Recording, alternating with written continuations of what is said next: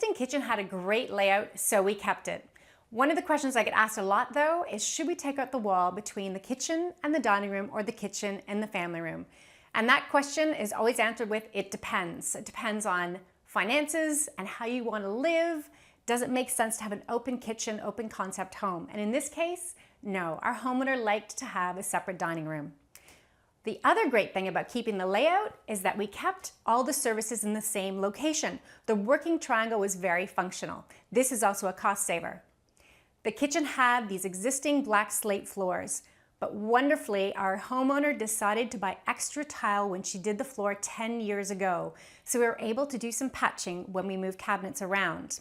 The backsplash is something she chose. She wanted a graphic punch, and it really does add some energy to our kitchen. Another thing on her wish list, she wanted integrated appliances. So we have a hood that's hidden away, so is our fridge. Another thing she wanted, a pantry. She only had a tiny little broom closet. Now all of her food is in here, and she has room for beautiful display. We also added a TV. Thinking about this in advance allows you to hide all the wires and put it on an oscillating arm so you can watch it from the area where you're cooking or when you're sitting at the table. There's hidden spice drawers. Every corner is a magic corner. We've used every square inch of this kitchen to make it really functional. And speaking of functional, she wanted a spot where people could sit at the counter and join her while she was cooking. By moving the kitchen over slightly, adding an eating bar, we've made better use of this space, and now people can sit right here. In the kitchen, there was a lot of wasted space.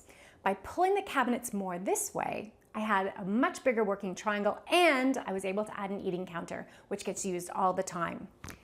The sliding glass doors had California shutters on them, which are problematic when you're using the doors a lot. They're not very convenient. So by swapping out the doors with the blinds in the windows, we can still control the light and privacy, but this is much more convenient. And it gave us an opportunity to swap the operating door. This one used to be the door, but not really great with the table here. So now this is our door, creating a nice pathway.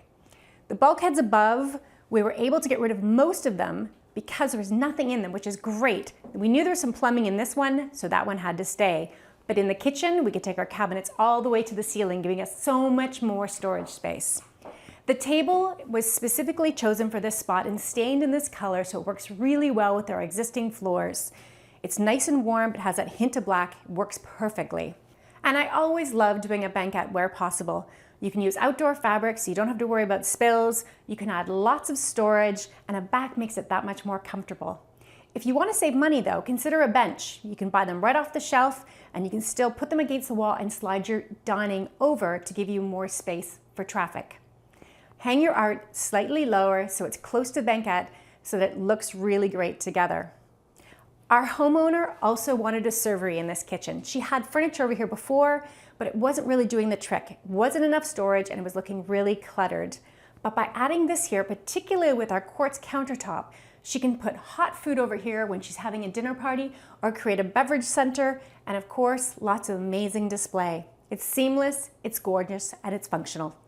But the most important thing is the homeowner happy? So Catherine, what do you think? I love my new kitchen. It's a great place to hang out with family and friends.